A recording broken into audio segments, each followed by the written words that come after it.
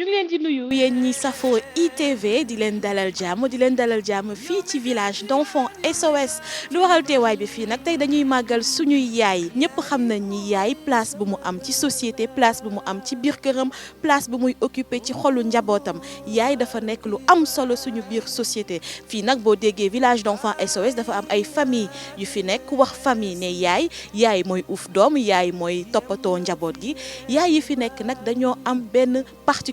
seen particularité mooy ñenn ñi ay yaay lañu ci seeni kër bàyyi ko ñëw fii pour uuf ay xale ñooñu la ñuy dem seeti waxtaan ak ñoom xool lan moo leen fi andi nag cofeel la nag bëgg doom la wala dañ ko def liggéey comme n'importe quel liggéey donc dañuy dugg xool yaay bu ne naka la toogee ak ay doomam fii ci village d'enfants SOS.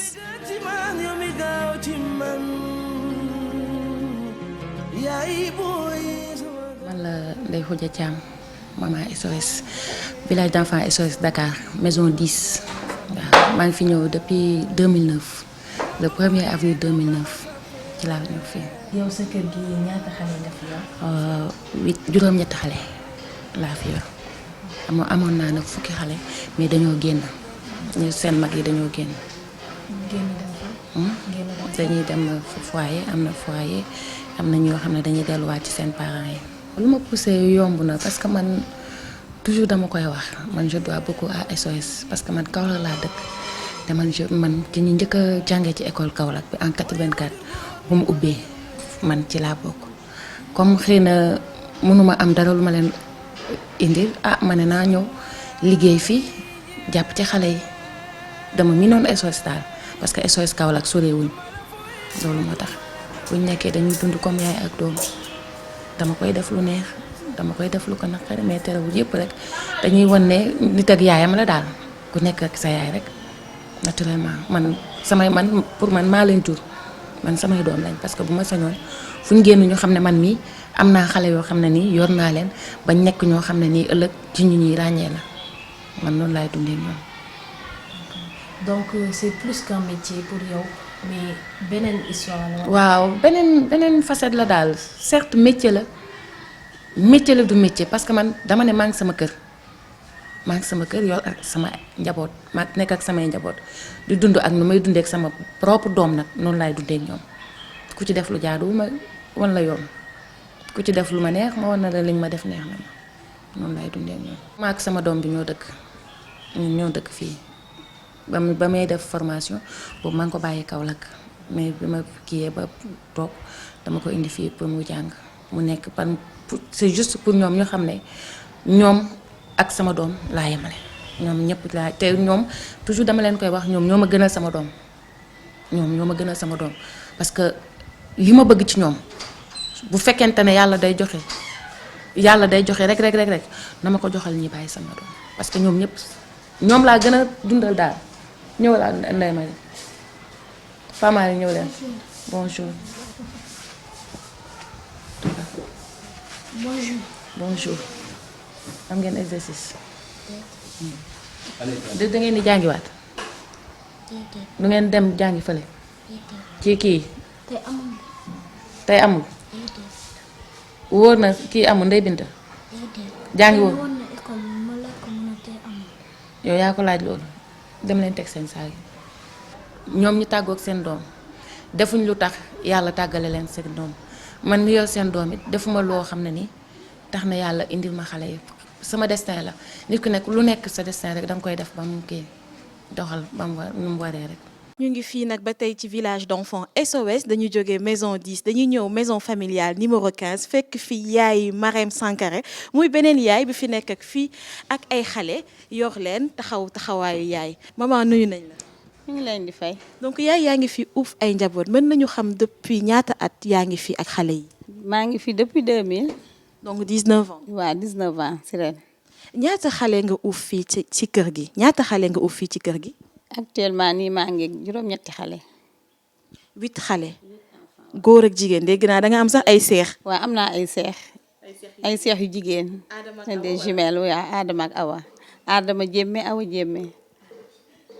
tey nag dañuy sargal suñuy yaay yéen ngeen nekk ay yaay yoo xamante ne mën nañu wax da ngeen spécial nag ñi ngeen fi nekkal juróo leen seen biir mais da ngeen fi toog yaayoo leen maman mën nañu xam loolu naka la dikkee dafa nekk passion wala fibre maternelle bi moo fort ba nga yërëm xale yi nekk ak ñoom wala liggéey la. merci ci sargal bi ngay bay soog a ñëw sax doo xamagum la xew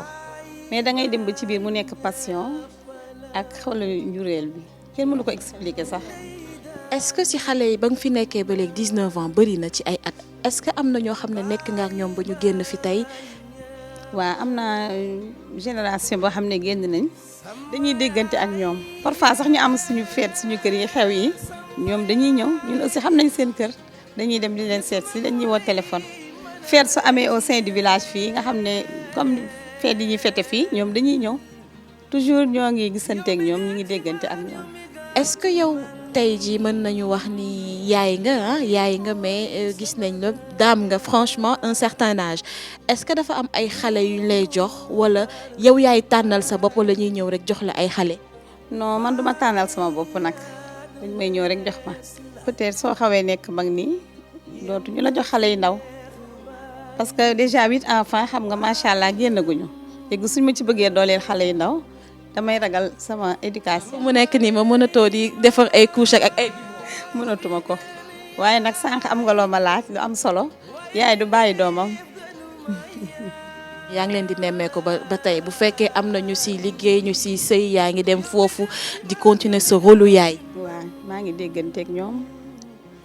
bu amee lu neex seen kër maa ngi koy yëg ñi ngi dem yàlla na yeex bu amee lu naqari sax damay dem. parce que ñooñu liggéey na am nañ fi ñu fi bàyyi ñoo xam ne ñoo bokk papa am naa ci sama benn jeune fille Marie ñoo bokk ndey baay ñii ñoo bokk baay ba pare ñu ñuy dundee ñoom ñoo bokk yaay ak papa. donc famille lañ leen di jox d'habitude. lañ leen di jox moo tax lu xew fee rek ñi nga xam ne disponible nañ pour dem dañuy ànd ak ñoom dem ñoom ci seen biir dañuy xamante seen kër famille. waaw ay mag rakk dañu war a. mag rakk waa noonu la dañuy vivre en famille. yow nag ci sa wàllu bopp nag yaay nga am nga ay doom yu nga xam ne yaa leen jur mais nekkuñu fi loolu naka nga koy gérer 2 foyers ay doom yi nga xam ne yaa leen jur ñii yaa leen jur ñii aussi yaa leen jur naka nga leen di gérer xamante nañu dañuy demlante dañuy nemmeeku wante. waaw ni ma koy gérer moom jafewul parce que SOS bi mu nekkee fii ni ñu nekkee en famille ñoom tam noonu la ñu yaatalee suñu doom yi dañuy ñëw fii passé fi ay week-end bu ñu amee anniversaire sax dañuy préférer ñëw fi bokk ak xale yi fête bi ñoom aussi dañuy dem ci suñu kër yi jafe na jafewul parce que aussi doom yëpp doom lañ su dee ay xale yu tuuti nag moom dina xaw a di nga leen ñeemante tuuti rek mais yàggul daal xam nga dañ ne màgg xale yàggul. nag am na ay difficultés yi ngay daj en tant que yaay parce que yaay boo gis yaay la dafay am ay doom yoo xamante ne dañuy mel ni man sob ñii lëj ñii peut-être ci jàng bi duñu bëgg a jàng am yeneen i passion nag am na ay difficultés. waaw difficulté moom c'est pas grave parce que xale moom bañ xasee ne xale rek la nekk xale moom égal sob égal defar ay jubbanti xale moom mooy rek kaay sonn. amul benn. loolu yëpp ngeen koy gérer. waaw ñoo ngi koy gérer am na si suñu ay ñu ñuy jàppale romb gis ngeen ci bunt bi xaw ma mën naa tudd seen turam déet gis nga du ñun kese daal ci kër gi am na ñu ñuy jàppale si ñoom bu baax su demee ba âge adolescent dañuy kii xam nga doon ci jàpp comme suñu kër yi ci biti day am papa yaay nijaay ñëpp foofu fii tamit noonu la parce que xale moom fa mu defi fu xale. donc tey dañuy sargal suñuy yaay yow ban message ngay lancé ci yaay yi nga xam ne peut-être ñu ngi ak seen ay njaboot des fois ñu impatiente des fois peut-être njaboot sonal leen ñu am nu ñu taxawee ñooñu lan nga leen di wax ban conseil nga leen di jox yow mi nga xam ne yaay nga yaa ngi uuf ñëpp ñoo xam ne sax juróo leen ñooñu lan nga leen di conseiller. conseil bi ma leen di jox mooy yaay dafa diis. te soo xasee ba nekk yàlla teg la nga nekk yaay rek modèle nga war a doon te boo nekk yaay waroo baisser les bras nañu gën a jàpp rek lu ñu mën te xale yi ñooy dooni mag ëllëg te bu ñu échecgee rek loolu lu suñu warugal ñu ñaan yàlla gën ñu ci jàppale fépp fu yaay nekk rek na gën a takk digam gën a veillé ci ay doomam am seen jot ñu patient lool nag te boo nekkee yaay aussi lu bari danga koy tànqam lu ndax mën a nekk ak say xale ndax xale dafa doy waar. Merci beaucoup. Merci. Et bonne fête des mères. Merci beaucoup.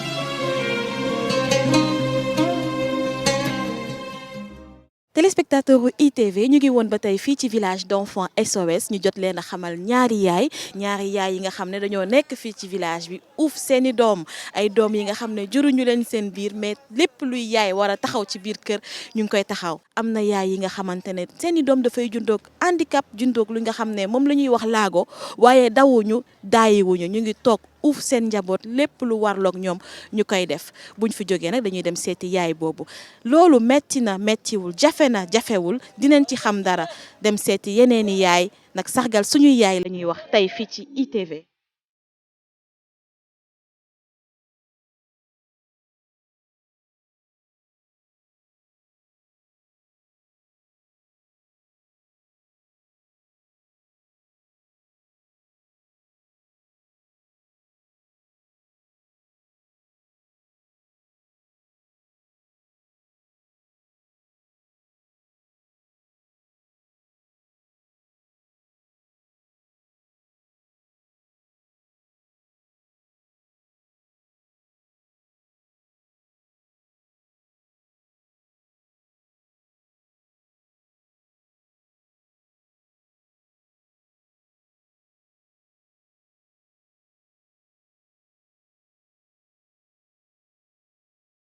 Nous sommes un groupe de 10 ñu nekk ay maîtresse fii éducatrice lañu ci centre bi passion la man damaa bëgg a mos a nekk ak xale yi léegi bu ma ñëwee ci centre bi di liggéey maîtresse Thérèse nag madame Thérèse mooy borom centre bi c'était une passion muy dem di dem ba mu nekk passion ci man ma bëgg ko lool sama biir xol bu nekk xale handicapé déficience yi man nit yaay laa am naa 9 doom.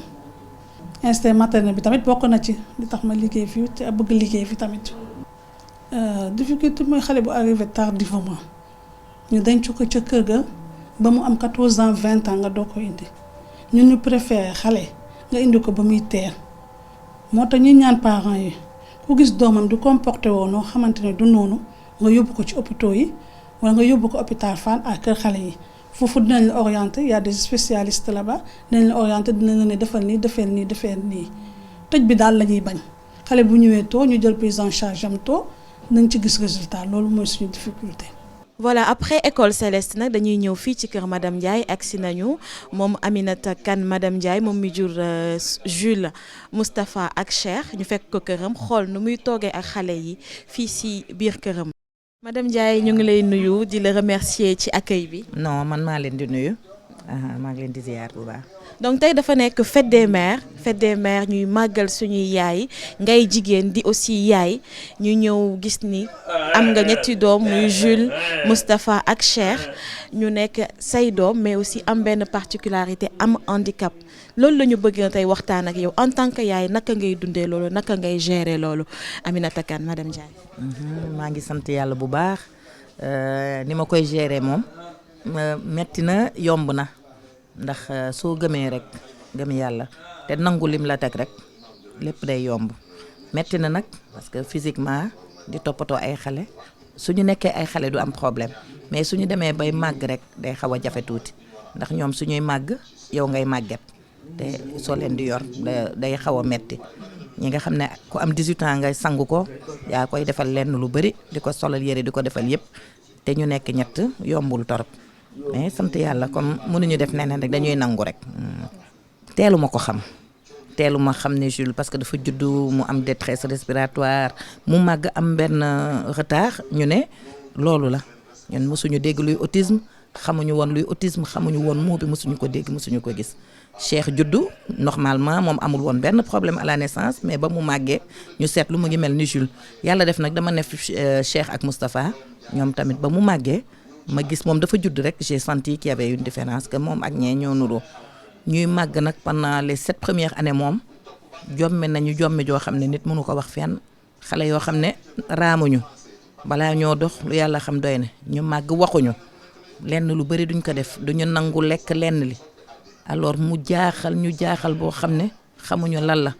docteur bu nee ñu dem fa hôpital bu nee ñu dem fa ñu dem ci maamën yi fu nekk ñu dem ba daal ba ñu mujjee hôpital Fann lañ ñu wax nañu dem fu ñuy wax kër xale yi ba ñu demee foofu daal lañ leen diagnostiqué autiste bañ ñuy waxee autisme tamit dañuy wax comme si chinois lañ ñu làkk dañ dem daal mujjee di seet ci kii internet di laaj di seet ba gis tamit yeneen parents ñu am tamit doom yu mel noonu ci la ñuy door a xam lu mu doon moment boobu nag la ñuy door a mettre un mot ci li dal suñu doom yi. Vous n'êtes pas seul parce que monsieur mu ngi sa wet. waaw alhamdulilah mu ngi sama wette mu ngi may jàppale bu baax ndax xam naa ne bu du woon loolu doon na gën a metti waaye ndam lu yàlla di dogal moom day xëy liggéey su xëyee liggéey ba ngoon lay door a ñëw yenn saay mu guddee yenn saay mu teel a ñëw de ce fait nag man maay nekk ak ñoom. côté entourage il faut que ñu ñëw si yaay day accepter doom quel que soit nu mu ñëwee mais entourage bi naka la ñu gisee woon xale yi encore que teeluñu détecté ni dañoo feebar bu ñuy wax autisme. Heureusement nag am na fenn fu ñu média yi jàppale ba ñu koy wax di def journée autisme di def ay sensibilisation tax na ñu dem ba xam lu mu doon waaye fii tam dëmm rek lañ ma fi deful lu nekk dégg naa ko ay rab la. gis ngeen ko nu mu mel gis ngeen bëtam yii ku ko xoolal nit lu mu def ba am ñetti doom yu mel ni amul stigmatisation bu ne dégg naa ko lu ne gis naa ko jooy naa ci lu ne dal na jàpp na ma ba xawoon ma feebar regaaru ñeneen ñi jàppoon na waaw xawoon na maa jàpp ma toog ba mu yàgg sama borom kër ne ma yàlla moo ñu sedd lii defuñu dara pour mériter am doom yu mel ni nañu nangu te gëm te mu jeex mu jàpp ci ñun ñaar ku nekk jàpp si ñu dund suñu dund ma bàyyi lépp def comme si ay doom yu normal laa am metti na jafe na mais dama def comme si ay doom yu normal dañuy lekk lu baax dañuy dund fu baax dañuy def lépp nu mu gën a baaxee. Ils sont à l'école nag tey si suba sànq ànd nañoo ak ñoom école ñu wàcc ñu gis leen nii si kër gi. exactement dañuy dem école lu xale yi mënuñu am lu yeneen xale yi di am ndax dem nañ fi benn yoon benn parc ba ñu egsee kenn ki dem fu bëri di yuuxu yaa ngi dégg son am ci suuf. mais suy wax ba mu yuuxoo rek ñëpp jël seen doom yi daw ñu bàyyi ñu xàllal ñu yoon bi mu nekk lu naqari yenn saa yi damay bëgg. waaw loolu dafay wane ni nit ñi ils sont pas aussi sensibilisés ci feebar boobu donc bu ñu gisee duñu comprendre balaa ñuy comprendre dafay yàgg tuuti balaa ñuy xam ni feebar la bu nga xam ne xale bu ne mën nga ko am mën nga ko judduwaale. léegi nag dañuy ñëw ci sa quotidien madame Ndiaye ci sa quotidien ak xale yi ils sont 3 comme nu ma ko waxee mu nekk 3 góor te boo seetee kenn ki léegi am na 18 ans yow yaay nekk ak ñoom tous les jours et je pense que amatoo activité. léegi daal damay jéem a jaayantu tuuti parce que mu jën a jafe benn salaire rek ci kër xaw naa jafe tuuti xaw na metti parce que ñoom tamit seen prise en charge dafa xaw a metti kenn ki par exemple day jël garab yoo xam ne c'est très cher. te su toogee benn jour jëlu ko rek mën na ko indil gàllankoor bu bëri ak leneen ils sont aussi un peu kii ci seen lekk kii lii lay lekk kee lay lekk duñu nangu ils sont un peu kii daal yor leen diis na parce que ku sañoon soo amee sa doom yaa koy toppatoo ba mu am benn âge bi soo soxlaa jëndi këriñ nga yónni ko soo soxlaa jëndi xorom nga yónni ko nga fàtte lenn li nga yónni ko mais ñi nga xam ne ay grand lañu seen cër yëpp mat na yaa leen di sang yaa leen di laab ngeen baal ma ci wax bi yaa leen di defal lenn lu bari loo soxla yooyu yaay jóg defal ko sa bopp. parce que autonome ñu. waaw parce que autonome ñu am na loo xam ne mënoo sañoo yónni kenn boutique ba di ko jox xaalis wala yu mel noonu loolu à plus de 50 ans nga war a di toppatoo yow heure boobu lañ la war a toppatoo yow nga continuer di toppatoo nit ki te yow loolu xamoo kañ lay arrêté. xamoo kañ lay am parce que loolu abadan la rek ba bés buñ fi jógee wala ñoom ñu jóge fi. yaay nga jigéen nga mais aussi am na ay activités yoo war a mën a def mu nekk des activités ci sa vie sociale ci sa vie familiale est-ce que loolu madame Ndiaye ak feebaru xale yi yaa ngi koy mën a di def. du torop su luy xew su ma demee dama fay dem 1 heure de temps ñëwaat dama fay dem aménager de telle manière. ni ma ko war a mën a defee du ma ko mën du ma mën a voyager yàgg su ma voyager damay mujjee dem bàyyi fi sama jëkkër du liggéey parce que médecin yi seen bopp ñoo may naan naa def 2-3 jours rek ma dem noppali ko tuuti. parce que pour ce bien-être. parce que damay sama tension bi day yéeg yenn saa ba ay 20 sinon plus léegi maa ngi am diabète sama yaram neexatul alors te noflaay bi moom nekkul guddi di nga jóg juróomi yoon juróom benn yoon sinon dañ lay sawal kër gi yëpp muy xeeñ yaay jóg sotal leen soo xëyee di leen sang dañ lay bumax dañ lay xëcc dinañ la def noo xam ne yenn saay da ngay pare doo mën dara di nga toog 2 heures de temps boo xam ne fi nga toog doo fa bëgg a jóg te terewul di nga jóg toggal leen ndax mindaan bu ñëw ñoom ñu nekk ay xale yu góor léegi yenn saay di am ay attitude yoo xam ne da leen di tiital ñu dem yenn saay nga am chance am ko yenn saay di nga toog lu yàgg doo ko am te loolu yëpp tamit yombut a gérer mais comme yaay moom su ñëpp dawee tam yaa fiy des. yaay su ñëpp dawee yaay ñoo yaa fiy des comme ni nga ko waxee yaay rek mooy des yaay mooy accepter doom nu mu mën a ñëwee moo koy accepter ba léegi yaa ngi ci depuis plus 18 ans ah yaa ngi si ku mag ki am na 18 ans ba tey yaa ngi si loolu mais tey dañuy sargal yaay ah te yow da nga nekk yaay boo xam ne dañ la war a sargal yaay yëpp ay def effort yaay yëpp ñooy def ay sacrifice rawatina nag yow mi nga xamante ne say doom dañu ñëw ak benn handicap mu doon ñoom ñett ñëpp ñu tegloo nga nekk ak ñoom ñu doon ay xale yu góor noonu nga koy dundee comme nu nga ko waxee donc dañ lay bàyyi nga wax sa mot de la fin aussi ak li nga bëgg par exemple. génn naa daanaka ci télé yëpp defuma ko pour benn dërëm lim tax ma def ko pour encourager yeneen yaay yi pour ñu xam tamit lu ñuy wax santé mentale c'est le parent pauvre de la santé lu ñuy dund nit ñi xam ko ku génn gis ñu xam ne ñi ay nit kese lañu. duñu ay rab duñu ay jinne duñu ay dara te ñu nangul ñu ci jàppale ñu ci loolu rek la ñuy ñaan tamit gouvernement bi ñu mën ñëw gëstu ndax heure bii war nañu am centre yoo xam ne pour adolescent la pour adulte la ñu am ay lieu de vie yoo xam ne mën nañ fa nekk ndax nous ne sommes pas éternels dañuy xëy jóge fi màgget nañu dinañ xëy jóge fi bàyyi leen fi ku leen di yor comme moo wax yaay moo fiy nekk mooy indi ñi nekk ci mbedd yi di yalwaan wala di am nañu mel loolu yëpp c'est lu ñuy xaw a tere nelaw la waaw waaye nag ku dund ba gis say njaboot rek war ngaa sant ndax nit dund na ba dee te gisul doom gisul dara waaw maa ngi leen war ngaa sant franchement yaay nga yaay bu jàmbaar la donc tey mu bokk ñi nga xam ne seet si nañ leen ci fête des mères ngir sargal leen mais aussi wane seen njàmbaar nu muy toppatoo ak njabootam malgré li mu wax yëpp di lay jànkonteeg ak xale yi nga xam ne dañoo am autisme nu nekk 3 garçons yuy dund ak moom en tout cas bonne fête madame Ndiaye bonne fête des mères. merci beaucoup merci yàlla nañ dund ba mère yëpp tamit gis seen njëriñu doom yi.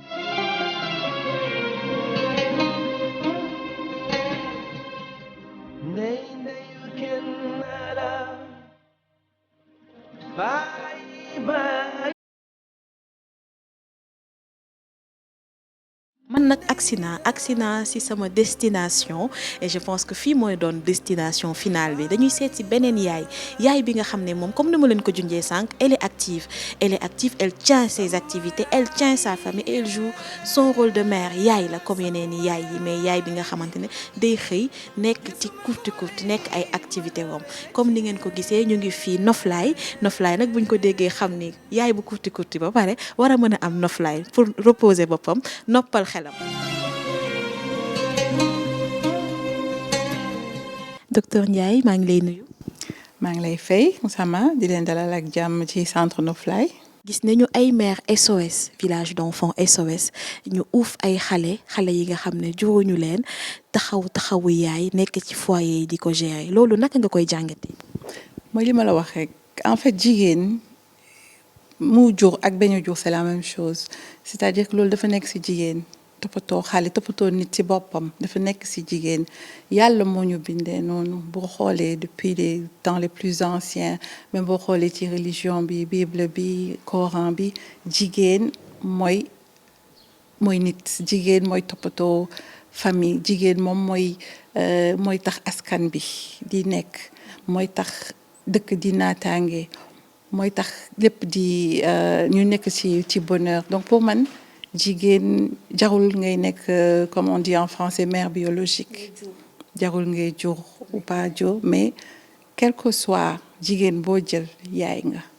parce que loolu dafa nekk sañu biir xol te mënoo gis xale buy souffrir te doo ko toppatoo donc c'est tout à fait normal li nga wax nii li ngeen gis village d'enfants SOS am na yeneen ñoo xam ne ñu ngi koy def peut-être gisuñu leen mais jigéen mooy noonu jigéen boo gisee xale bu soxla ku ko toppatoo da nga koy def. xale bu soxla ku ko toppatoo da nga koy war a def ka nga jur ko nga ñàkk ko jur mais am na yaay yi nga xamante ne dañuy xaar seen doom 9 mois mu juddu am lu spécial peut-être yu yeneen xale yi amul muy ay handicap gis nañ ko ak madame Aminata Kane elle a 3 garçons autistes yow loolu naka nga koy jàngatee également ban vision nga ci am nag femme yëpp mën nañu dékku loolu wala. xale bu am autisme c'est très difficile à gérer mais il se trouve que dañu nekk ci vie bu suñu àddina léegi dañu nekk ci fitna et am na ay études yu bëre yoo xam ne dañu wane ne que en fait li ñu gis ci ay autisme et tout ça c'est très lié au stress non seulement au stress de la maman mais stress de l'enfant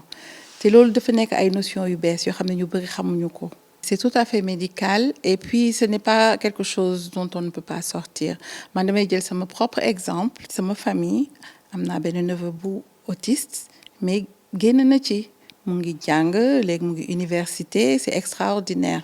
mais il faut pas que ñu décourager wu ñu xalaat ne que loolu c'est tabou wala ay affaire rap la wala effectivement dafa bokk ci suñu culture aussi mais il faut que ñu comprendre ne ay feebar yu bari surtout feebaru xel. Dafa lié ak suñu environnement. La femme qui reste à la maison, ce n'est pas forcément la femme qui n'est pas active. Man je me dis que kii toog ci kër gi il faut que ñu delloo leen njukkal parce que très souvent du ñu dem di am salaire mais li ñuy def ci kër gi loolu suñ ko doon quantifier loolu salaire boobu dina ëpp. ñoom ay gestionnaires yu extraordinaire la ñu. Extraordinaire. Parce que da ngay andi benn ci kër gi ñu dawal ko tout le mois. Exactement. Effectivement, et c'est inné. Loolu ci jigéen la nekk donc femme bi des ci kër gi femme bi dem di liggéey la femme cadre la femme qui a des responsabilités mais en fait femme boobu quand elle rentre à la maison elle redevient aussi la femme entre guillemets femme yaay épouse et puis li mu war a toppatoo ci kër gi noonu la ko war a toppatoowee mais aussi bu newee au boulot c'est la même chose au boulot elle a ses responsabilités elle doit toujours être la meilleure partout et donc loolu moo tax may naan jigéen il faut ñu sargal jigéen ñi. ñu bëggoon xam naka ngay jongler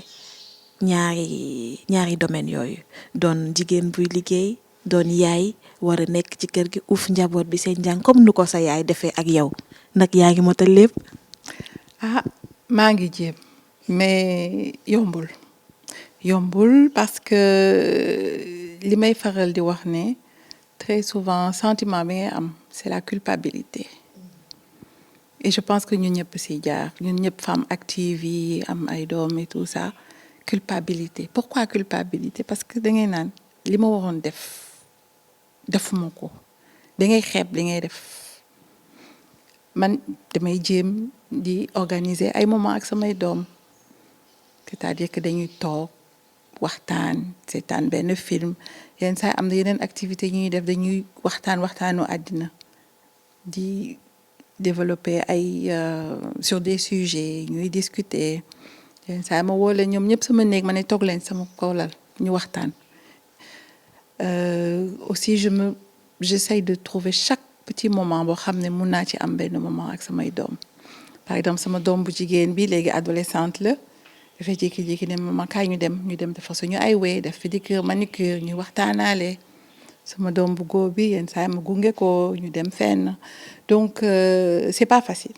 ñu ngi lay remercier ci accueil bi docteur Ndiaye fii ci sa kër fii ci centre Noflaye fête des mères la ñuy wax jour bi ñu war a sargal suñuy yaay dañ leen di fêter chaque jour mais tey moo ci raw donc ñu lay bàyyi rek nga joxe kàddu bi. Bon sama mot de la fin tout naturellement ci sama yaay lay commencer di gërëm sama yaay dama koy gërëm di ko sant elle n'est plus là mais ni ma ko waxee woon c'est grâce à elle que je suis là mais sama mot de la fin c'est aussi il faut que ma delluwaat ko ci violence bi ñuy def aux femmes aux mères il faut que ça s'arrête parce que ni ma ko waxee jigéen c'est un diamant et la femme en fait c'est le développement donc jigéen les mères si les mères sont en bonne santé si les mères sont heureuses dëkk bi day naat on va aller de l'avant mais suñu nekkee ci dëkk boo xam ne yaay yi dañuy sonn dañuy nekk ci fitna ça sera très difficile pour ñu développer suñu dëkk. Donc ce mot de la fin c'est un appel à tout le monde mais c'est surtout un grand merci à toutes les mères à toutes les femmes parce que vous êtes tout simplement magnifiques nous sommes magnifiques et je vous remercie pour tout. Téléspectateur ITV lii lañ leen andiloon tey ci fête des mères si suba ba tey ñu ngi ak yéen waaye yaay moo ko waral suñuy yaay ñoo ko waral moo tax ñu fësal tey jii ay yaay yu bëri yaay yi nga xam ne seen doom dafa am ak laago yaay yi nga xamante ne ñu ngi nekk ak ay doom yi nga xam ne juruñu leen seen biir mais jàpp leen comme seen ay doomu bopp mais également yaay yi nga xamante ne ñu ngi boole njaboot gi ak seen ay liggéey te loolu gàllankoorul dara ci seen taxawaayu yaay ITV loolu la leen andiloon tey pour sargal suñuy yaay yi nga xam ne chaque jour dañ leen war a sargal mais tey prétexte la pour ñu gën leen di fësal ñu ngi leen di remercier ci safo bi ngeen safo ITV di leen jox rendez-vous ci yeneen i plateau fii ci ITV la télévision d'ici et d'ailleurs.